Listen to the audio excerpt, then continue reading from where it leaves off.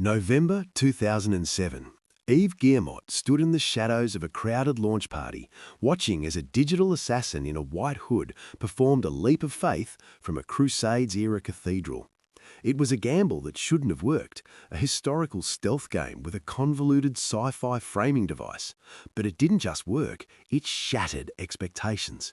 Within weeks, Assassin's Creed became a global phenomenon, catapulting a family-run French distributor into the upper echelons of the gaming elite. For the next decade, Ubisoft would become the undisputed architect of the modern open world, a creative powerhouse that turned map icons and towers into a multi-billion-dollar science. They were the kingmakers of the industry, a 20,000-employee leviathan that made the impossible look routine. But beneath the breathtaking vistas and the yearly release cycles, the gears of the Ubisoft machine began to grind against themselves. The very formula that built their empire has become a creative prison, a hollowed-out template that players are increasingly refusing to buy. From a collapsing stock price to a string of high-profile cancellations and the quadruple A disaster of Skull and Bones, the French titan is no longer leading the industry. It is desperately trying to remember how to innovate. The leap of faith has ended in a hard landing on concrete. This is the story of how the world's most prolific game publisher lost its soul to its own assembly line. To understand the current paralysis at Ubisoft, you have to go back to the foggy fields of Brittany in 1986. The five Guillemot brothers didn't start by making games, they started by selling farm chemicals. When they realized software was more profitable than fertilizer, they pivoted, eventually creating a company that prided itself on French exception, a unique blend of European artistic sensibility and aggressive corporate expansion. By the early 2000s, they were the scrappy underdog, acquiring the Tom Clancy license and turning Splinter Cell and Ghost Recon into household names. They were the company that took risks. They gave us the surreal beauty of Rayman, the tactical tension of Rainbow Six, and the parkour-driven revolution of Assassin's Creed. By 2012, Ubisoft had perfected what the industry now calls the Ubisoft formula. It was a masterpiece of psychological engineering. You start with a massive, fog-covered map. You climb a high point to reveal a segment of that map. Suddenly, your screen is peppered with hundreds of tiny icons, treasures, outposts, side quests, and collectibles. It was the checklist game. It tapped into the human brain's desire for completion and order. Far Cry 3 and Assassin's Creed 4 Black Flag were the zenith of this era, selling tens of millions of copies and forcing every other publisher in the world, from Sony to Warner Bros., to copy their homework. But success at this scale requires a specific kind of management, and this is where the rot began. To produce these massive worlds every single year, Ubisoft pioneered co-development. A single game would be worked on by 10 different studios across 3 continents. A studio in Montreal would handle the main character, a team in Singapore would build the water physics, and a group in Bucharest would design the side missions. While this allowed for unprecedented scale, it also turned game development into an industrial process. Creativity was replaced by a style guide. The creative department in Paris, led for decades by a single man named Serge Hasquet, became a bottleneck of power. Every game, whether it was about Vikings in England or hackers in Chicago, had to pass through this central filter. If it didn't fit the formula, it didn't get made. The result was a decade of sameness.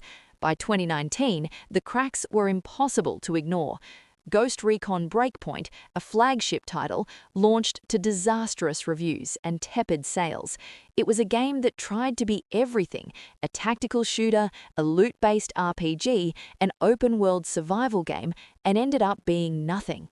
It was the first sign that the audience was suffering from open-world fatigue. Players were tired of climbing towers. They were tired of clearing out outposts. They were tired of games that felt like they were designed by a spreadsheet rather than an artist. Then came the reckoning of 2020. A wave of allegations pulled back the curtain on Ubisoft's internal culture, revealing a toxic environment of sexual misconduct, bullying, and systemic protection of high-level executives. The Abeille culture, named after the bee on the family crest, wasn't just about hard work, it was about a boys' club that silenced victims to keep the assembly line moving. The subsequent exodus of veteran talent left the company hollowed out at the top. The creative department was dismantled, but the void it left wasn't filled with new ideas, it was filled with fear. In this climate of creative paralysis, Ubisoft turned to the only thing they thought would save them, the live service model. They looked at the billions being made by Fortnite and Roblox and decided that every Ubisoft game needed to be a forever game.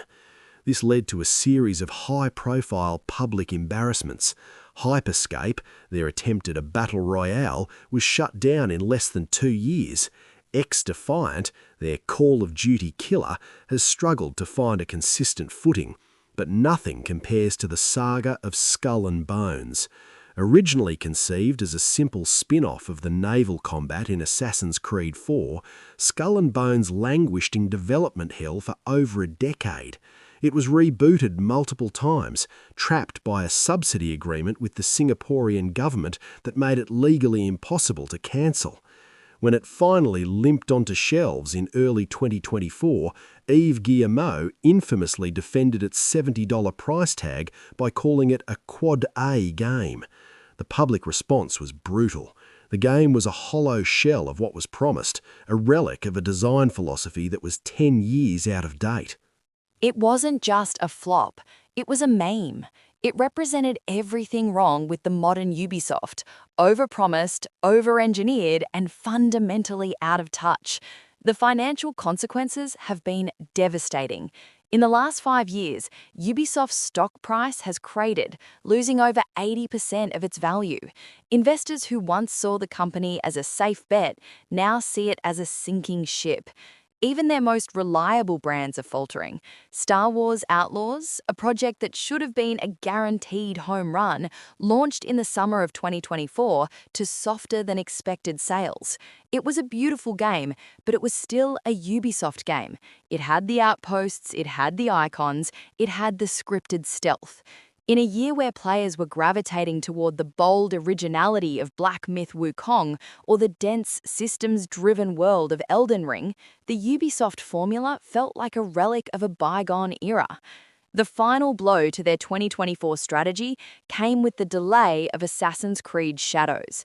For the first time in the franchise's history, the company pulled a mainline entry just weeks before its release, pushing it into 2025. The official reason was polish, but the subtext was clear. The company cannot afford another lukewarm reception. They are standing on the edge of a precipice. With rumors of a potential buyout by Tencent or a private equity firm swarming, the independence the Guillemot brothers fought so hard to protect is now their greatest liability. The tragedy of Ubisoft is that they have some of the most talented artists and engineers in the world. Their worlds are technically magnificent, their historical research is unparalleled, and their soundtracks are often masterpieces. But they are trapped in a corporate structure that prioritizes predictability over play. They have built a machine so large that it can no longer turn.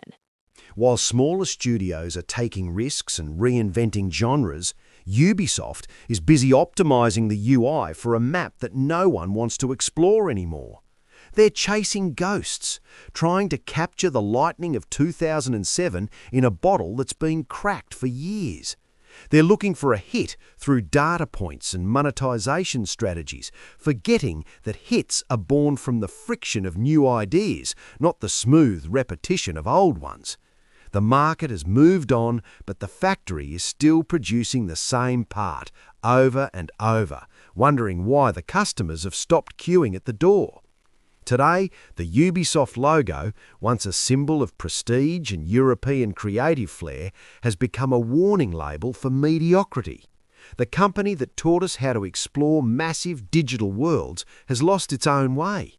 They're no longer the assassins jumping from the heights, they're the bureaucrats at the bottom, measuring the height of the hay and calculating the cost of the fall. They cannot find their next hit because they're too afraid to let go of the last one. This is a crisis of identity. If Ubisoft can't remember how to be more than a factory, if they can't break their own formula and rediscover the leap of faith that made them legends, they will not be the architects of the next generation of gaming. They will be its cautionary tale. A sprawling empire of icons and towers standing silent in a world that has finally stopped looking up. This is the hollow reality of the Ubisoft machine.